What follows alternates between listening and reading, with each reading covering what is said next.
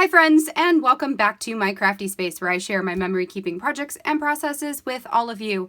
My name is Crystal and I am super excited that you are here today. Today we are jumping back into Project Life 2020 for week 22. So what I decided to do, this was the last week of May and I'm actually all out of my May Stories by the Month kit. And I've already used the digital one as well, so I didn't want to use it for a third spread.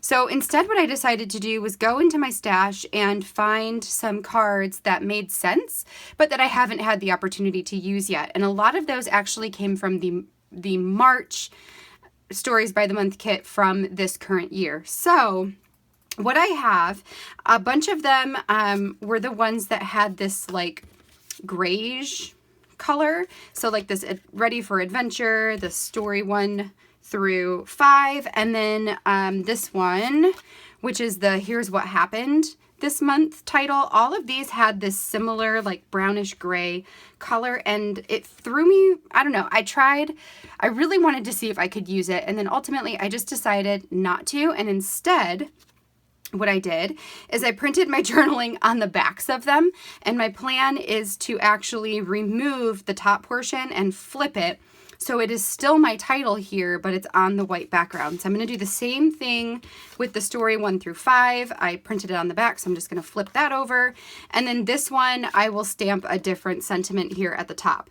So I had those. In addition to those, I also had the Spring Break Looks Like This card, which we don't have like school grade aged kids, so we don't actually do spring breaks yet. Instead, I'm going to do the same style with the 4 different squares, but I will probably actually use like, I don't know, I haven't decided which squares I'm going to use yet. Like I might leave this green one open just to play off the other greens, or maybe the orange one open, and I will stamp a different sentiment in that square and then add my photos to the other ones. So that's what I'm going to do there.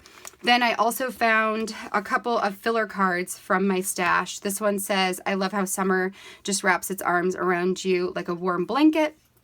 And we're just starting to get into that summer weather, so I thought that was fine. Like even though it's technically not summer, that's okay. And then I've got 2 different ones. I have work and play hard, and I also have this have nothing in your house that you do not know to be useful or believe to be beautiful, which also makes sense because I did a lot of cleaning this week. So we'll see which card I end up using in this spot. For my title card, I'm actually going to create my own title card using stamps from my May Stories by the Month stamp set. I think I'm going to use this May Looked Like This circle and just kind of make a repeat circle pattern, add my title on there, and call that done. So what I'm going to do here is speed you guys up, put you on fast forward so I can go ahead and get this assembled, and then we'll slow down once I have it completed and we will talk about how it turned out. So let's go ahead and get started. Okay, so the first thing I'm going to do here is set everything to the side and get to work on those cards that I plan to cut apart. So the first thing I'm going to do is cut out a strip that is 4 inches wide. I actually think I cut 2 of them at 4 inches wide. Then I know I needed one that was the 3x4, and I needed one that was a 4x6 to be my title card. And then I was thinking I would need another one for the story 1 through 5 card, but ultimately I'm just going to put like a little section in between to hold them. Like you'll see as I do it here. So it turns out I didn't even need the full size, but that's okay. So then I am going to grab those cards that I'm going to just trim the top of them off. I will go ahead and trim those, and then we're going to place them back together. So I don't know why I didn't think of this sooner, of just cutting them apart and literally flipping them over, because it worked out perfectly to do it this way. For me, I put white borders around all of my photos, which if you guys want to learn how to do that, I will go ahead and put a link up at the eye for you so you can see how I put the borders around my photos, but I always do that. So then having that like muted tan color really clashed with the white that was around the photos. So that I think is why it was throwing me for a loop there, and why turning them around and just doing it like this worked out perfectly, in my opinion. So there we go. So I've got the story 1 through 5 there is all set. And then the here's what happened this month is all set as well. So now I can go ahead and get to work on this title card. So I'm going to pull over my Sizzix Stamper's Secret Weapon. This is just like a foam type pad that you can put underneath your papers that you're stamping on, and it just helps to make your impression a little bit more solid. I don't know. To me, it definitely makes a difference. And I stamp on a lot of things, so I like having that. Then I pulled over the one with the 4 quadrants because I wanted to figure out which quadrant I wanted to stamp in. So that's why I did that. And then I'm just going to put it back up at the top, and then we'll grab over the cards that I knew I was going to add stamps to. So for the 4x6 title card, I'm going to use the circle stamp that says May looked like this.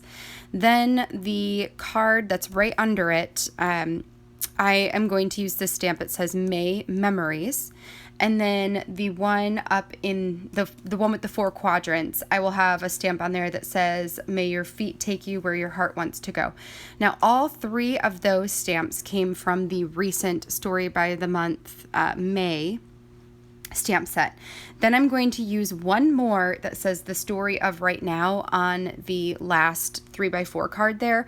That one was from the March Stories by the Month stamp set. I really like that stamp sentiment, particularly just the story of right now. I like the font of it and the size of it, and it's just a really awesome title for telling a story on a card. So I am going to use my Ali Edwards Crafters inks. These, I really like these, and I think I have all of the colors, and I just have them on my desk. So a lot of times when I'm working on projects, I'll just grab those because they're right there and I don't have to go into my cupboards to pull them out. So I chose to use 3 different colors. I have the orange, which I believe is Tillamook, is the name of that one. I have this tealy blue color that is Columbia.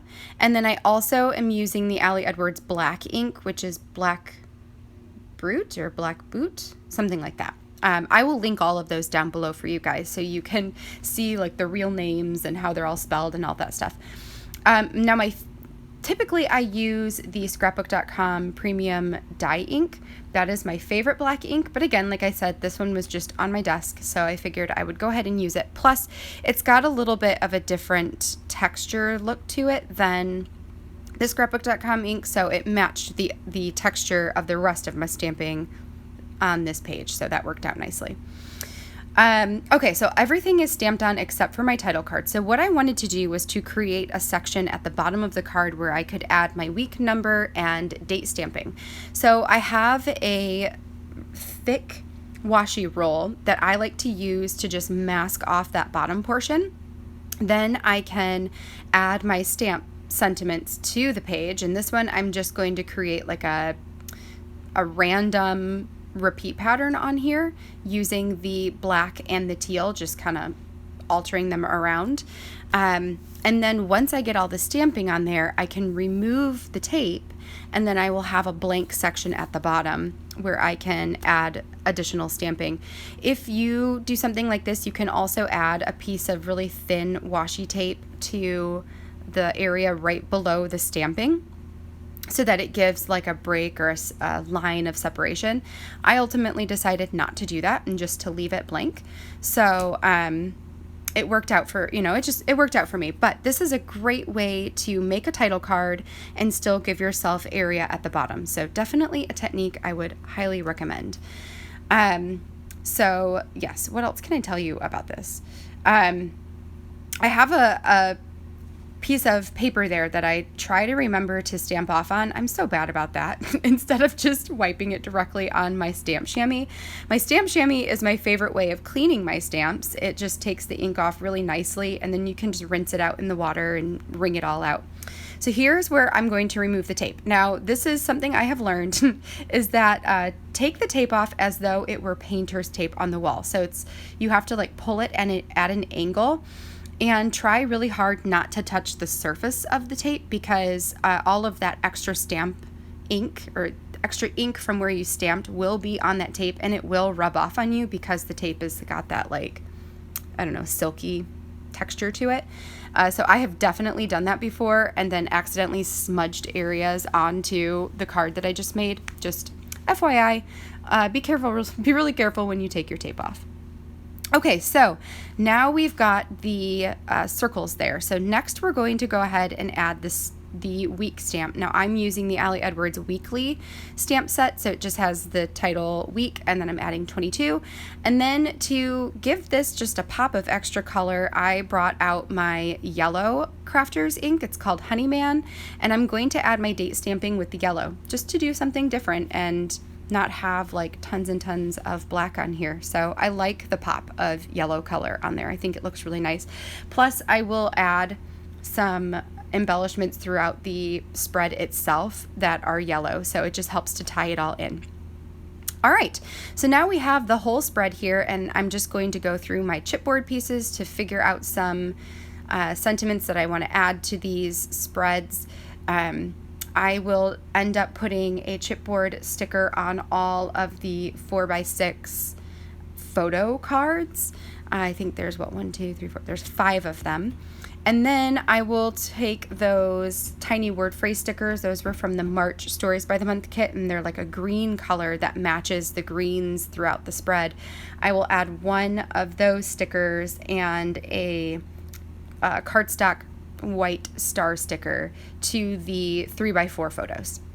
That way it just keeps things cohesive and makes decision making easier.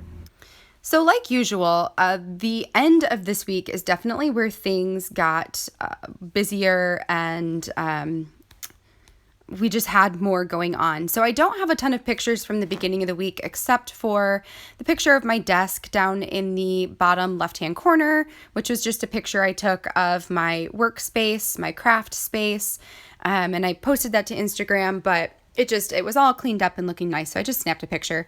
And then also the picture in the top, the middle top where it's me like thumbs upping a mirror, that was because I had cleaned our house and I was feeling really good because it's been hard to keep our house clean with everybody being home and just living here 24/7. So I just felt good getting the house clean. But the weekend is where things, got interesting. So our neighbor's son came to stay with us over the course of the weekend because his baby sister was made her appearance into the world. So he came to stay with us, which is why I worked really hard to get the house clean before he came over. And that was a lot of fun. So I've got some pictures of the kids eating breakfast and just being outside because we do that. We just spend a lot of time outside. I've also got a picture of our family in the car for the first time in like 3 months. We took the kids over to my parents' house after our neighbor boy went back home, and they stayed over at their Nana Jo and Popeye's. So that was pretty awesome. And then we also have a picture there in the middle of a new friend that has come to make our backyard his home. So one night, Aaron called me up to our dining room and had me look through our sliding door at this spider that was building this huge web. Now, this web has been appearing over the course of the last few days, and we have to keep like knocking it down. But we've never actually seen the spider until that night. And he is huge. He's really big and kind of scary looking. So we had to look him up and make sure he wasn't poisonous. He's not. He's actually his type of spider or breed. I don't know. They're not breeds. I don't know what you call them. Anyway, he is called a noble false widow. So he is in the widow family, but is not like the poisonous, scary black widow. He just kind of sort of resembles it. And yeah, so we feel good knowing that he's not poisonous. If you get bit by him, it would feel like a bee sting, basically, because he does have venom, but he won't like cause serious harm. So we decided to just let him stay, and he's our new friend. So yeah, that's our week. All right, friends, that finishes up this spread. This came together really nicely. I'm mostly really happy that I was able to use up those cards that I have just been hemming and hawing over for the past couple of months. Turning them around and using the back sides to make them white instead of that grayish color, that really helped me to just to get them used, and I definitely like it when it's white. It just feels brighter to me. So that worked out really great.